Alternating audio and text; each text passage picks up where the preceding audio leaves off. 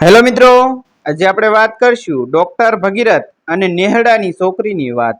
ભગીરથ શહેરમાં શિક્ષણ મેળવીને ગામડામાં સેવા આપવાનું મન બનાવીને આવેલો યુવાન ડોક્ટર પોતાના સ્વભાવથી ખૂબ જ સરળ, સહાનુભૂતિભર્યો અને મૂર્ધભાષી હતો. શહેરની ચમકધમક અને સુવિધાઓ છોડીને તે નેહડા નામના નાના ગામમાં આવ્યો હતો, જ્યાં લોકો આરોગ્ય સંભાળથી વંચિત હતા. શરૂઆતના દિવસોમાં ગામવાળાઓએ તેને શંકાની નજરે જોતા, પરંતુ ભગીરથની સેવા અને નિષ્ઠાએ ધીમે ધીમે સૌના દિલમાં સ્થાન બનાવી લીધું. એક દિવસ બપોરના સમયે જ્યારે ગરમી એટલી વધી ગઈ હતી કે પક્ષીઓ પણ વૃક્ષોની છાયામાં આશરો લેતા હતા, ત્યારે ભગીરથના નાના ક્લિનિકના દરવાજા પર હળવો ખટખટાટ થયો. બહાર એક યુવતી ઊભી હતી, સાદી વસ્ત્રોમાં, નિર્મળ ચહેરા સાથે અને આંખોમાં અજાણી નિર્દોષતા. એ હતી ગૌરી, નેહડાની છોકરી. તે પોતાના નાના ભાઈને લઈને આવી હતી, જેને તાવ હતો.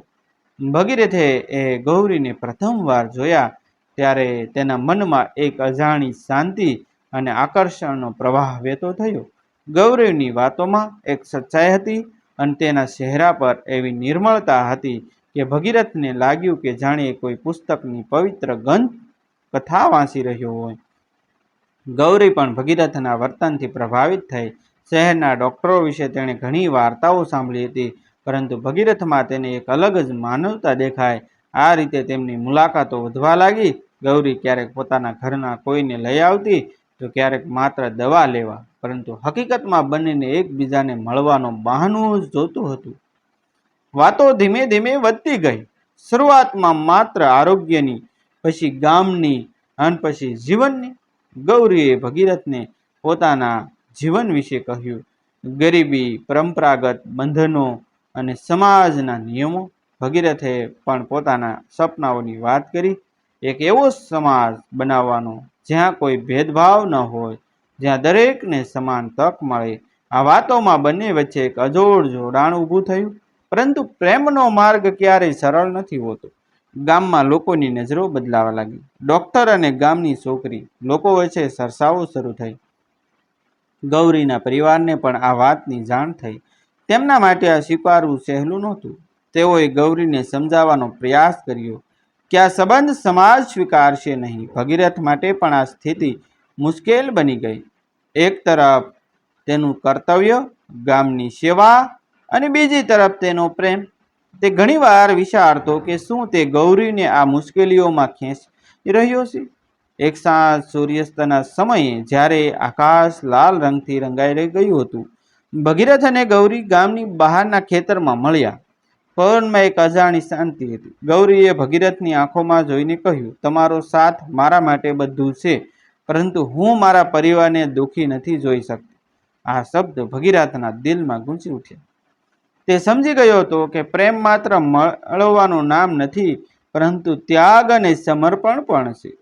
તે દિવસે બંને એક કઠિન નિર્ણય લીધો, થોડા સમય માટે દૂર રહેવાનો. પરંતુ આ દુરાવ પણ તેમના પ્રેમને નબળો કરી શક્યો નહીં. તે તો વધુ મજબૂત બનાવતો ગયો.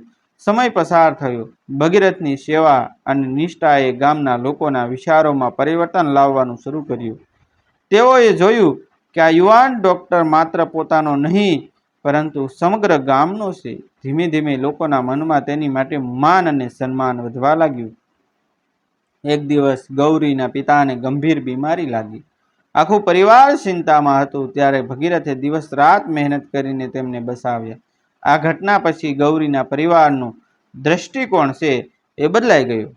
ગૌરીના પિતાએ ભગીરથને બોલાવીને કહ્યું, તમે માત્ર ડોક્ટર નથી, તમે માણસ તરીકે મહાન છો.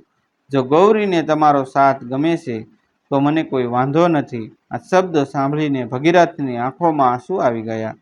ગૌરી માટે આ ક્ષણ સ્વપ્ન જેવી હતી. આ રીતે અનેક સંઘર્ષો અને પરીક્ષાઓ પછી તેમના પ્રેમને સ્વીકાર મળ્યો. ગામમાં તેમની કથા એક ઉદાહરણ બની કે સાચો પ્રેમ કોઈ જાતિ, વર્ગ કે પરંપરાથી બંધાતો નથી. ભગીરથ અને ગૌરીએ સાથે મળી ગામમાં નવી શરૂઆત કરી, માત્ર પોતાના જીવન માટે નહીં, પરંતુ આખા સમાજ માટે. આ તેમની પ્રેમ ગાથા માત્ર બે દિલોની વાત નહોતી, પરંતુ એક સંદેશ હતો કે જ્યારે પ્રેમમાં સચ્ચાઈ અને નિષ્ઠા હોય, ત્યારે આખું જગત પણ તેને સ્વીકારવા માટે મજબૂર થઈ જાય છે. અને આ રીતે નેહડાની આ છોકરી અને એક ડૉક્ટરની પ્રેમ કથા ગામની ગલીઓથી લઈને લોકોના દિલ સુધી ગૂંજતી રહી. ના પાત્ર, ના નામ, ના સ્થળ અને બદલેલા છે. અને આ વાર્તાના નામ, પાત્રો અને સ્થળ અમે બદલેલા છે. થેન્ક યુ મિત્રો. મળશું.